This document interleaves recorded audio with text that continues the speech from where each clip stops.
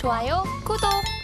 한편 우리 증시는 미국의 투자 규제로 인해서 중국이 히토류를 무기화할 가능성에 베팅을 하면서 또 히토류와 페라이트 관련주가 동반 상승세를 보이고 있습니다. 관련주를 보유하고 계신 분들은 어떤 전략을 가져가면 좋을까요? 우선적으로 봤을 때 히토류 관련주 같은 경우는 변동성이 굉장히 큽니다. 당일의 변동성이 굉장히 큰 편이고 관련 흐름들을 봤을 때 오늘의 주가 흐름들을 차트를 보면은 윗꼬리가 좀 강하게 내려오는 모습들을 보여주고 있는데 다만 오늘 당일의 주가 흐름은 변동성이 굉장히 큰데 이슈의 연속적인 측면에서 봤을 때는 조금 더 움직일 가능성이 크다라고 보여지고 있거든요.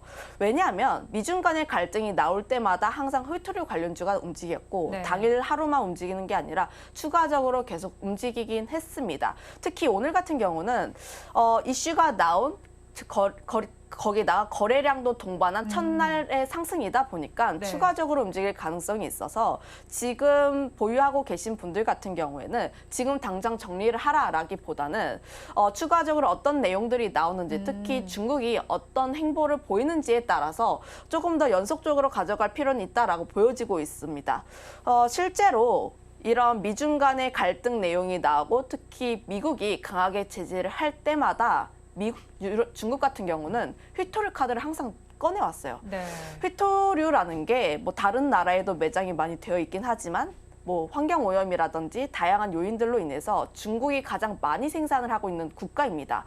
그러면 휘토류 같은 경우에서 가장 제재가 빠르게 나오고 있고 수출에 대한 제한 내용이 나오게 된다면 다른 뭐 전방위적으로 타격이 많이 받기 때문에 이쪽에서 먼저 움직일 수밖에 없다는 점을 보면 가장 먼저 그 휘토류 관련주로 변동성 있게 그리고 대표적으로 움직이고 있는 쪽이 유니온 머티리얼이다 보니까 네. 이 종목을 한 개의 중심추로 보고 좀 판단을 해보시면 좋을 것 같다라는 의견 드려보도록 하겠습니다. 네, 방금 전에 말씀해 주신 유니온 머티리얼의 경우는 지금 윗꼬리가 좀 달리긴 했지만 그래도 12%대 강세를 보여주고 있고요. 오늘 히토류 관련주들 거래량을 동반해서 상승을 하는 만큼 앞으로의 이슈까지도 조금 더 지켜보시는 것이 좋겠다는 의견을 주셨습니다.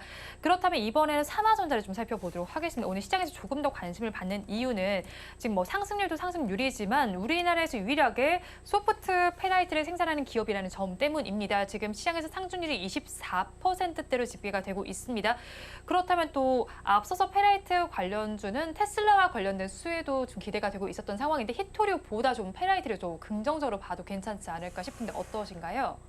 원래 페라이트도 그렇고 히토류도 그렇고 비슷한 차트 흐름들이 나왔어요. 히토류 네. 관련 내용이 나올 때마다. 그런데 페라이트가 조금 테슬라 쪽에 수혜를 가는 이유는 테슬라가 히토류 대신에 페라이트를 사용을 하겠다 이런 내용이 나오면서 테슬라 쪽에 대한 내용이 부각이 되고 있습니다. 삼화전자가 히토류 관련주보다 조금 더 관심을 많이 받고 있는 것으로는 아무래도 테슬라 실적 발표가 어느 정도 좀 예정이 돼 있잖아요. 네. 그거에 따라서 좀 부각이 시장에서 더 많이 되지 않았을까라고 보고 있는데 페라이트 관련주 역시도 휘토류 관련주와 함께 같은 이슈를 받고 있는 만큼 함께 움직일 가능성이 조금 더 크다 이렇게 보고 있습니다. 네, 일단 테슬라가 현재 시간으로 오늘 실적 발표를 하게 됩니다. 이 이슈에 따라서 페라이트 관련주들 움직일 수 있으니까 이 점도 체크를 해보시길 바라겠고요. 일단은 미국의 추가 제재 카드를 내놓으면서 오늘 반도체 관련주와 히토류 그리고 페라이트 관련주들의 움직임까지 좀 살펴봤습니다. 그렇다면 오늘 저희가 다뤄봤던 섹터 내에서 탑픽 종목 가지고 오셨을까요? 네, 저는 반도체 계속 관심 있게 봐야 한다라고 보여지고 있고 우선 첫 번째로는 HBM 쪽에서의 성장세.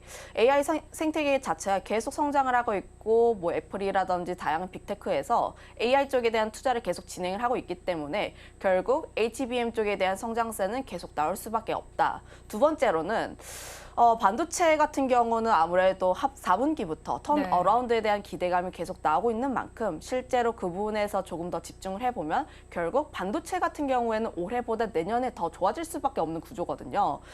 그런 관점에서 보면 반도체는 계속해서 관심 있게 봐야 하는 섹터다라고 보시면 좋을 것 같은데 그중에서 한미반도체 가지고 왔습니다.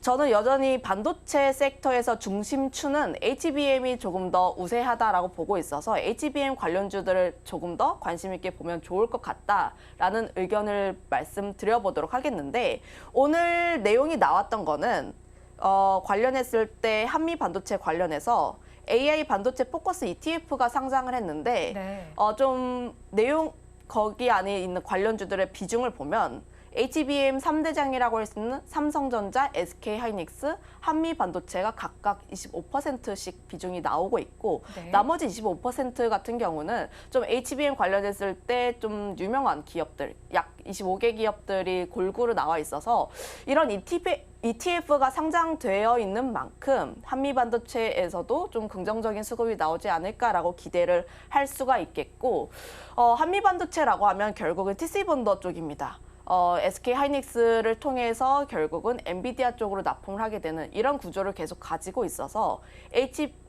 AI 반도체라든지 HBM에 대한 이슈가 나올 때마다 한미 반도체는 계속 움직일 수밖에 없고 거기다가 더해서 한미 반도체 같은 경우는 주주 환원 정책을 계속 진행을 하고 있어요.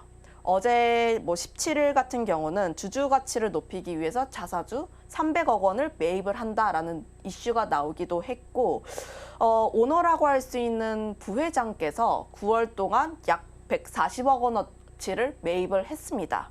그만큼 9월 같은 경우는 물론 한미반도체가 주가가 올랐던 부분은 약간 반납을 하긴 했지만 가격대로만 보면 평균적인 매수 단가가 약 5만 원대이거든요. 네. 그만큼 지금 현재 그 오너가 판단을 하기에 지금 현재 주가보다 더 강하게 움직일 가능성이 높다라고 생각을 하고 있는 것이기 때문에 이런 부분에서 조금 더 집중을 해본다면 한미반도체라는 기업은 계속 관심 있게 봐야지 않을까 정리하겠습니다.